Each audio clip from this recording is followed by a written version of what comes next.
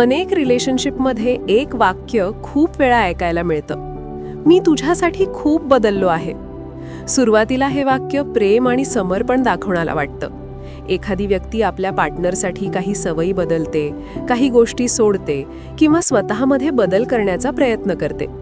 त्यामुळे असं वाटतं की हे नात्यासाठी केलं गेलेलं एक मोठा पाऊल आहे. पण काही वेळा हेच वाक्य नात्यात दबाव निर्माण करू शकतं. कारण जेव्हा एखादी व्यक्ती सतत सांगते की मी तुझ्यासाठी इतकं बदललो, तेव्हा दुसऱ्या व्यक्तीला अपराधी वाटू शकतं. तिला असं वाटू शकतं की आता त्या बदलाची किंमत तिला सतत परत द्यावी लागेल. त्यामुळे नात्यात एक प्रकारचं ओझं निर्माण होऊ शकतं. खरं तर कोणत्याही नात्यात थोडेफार बदल होणं स्वाभाविक असतं. जेव्हा दोन लोक एकत्र राहतात तेव्हा एकमेकांच्या सवयी, विचार आणि अपेक्षांनुसार काही गोष्टी आपोआप बदलतात.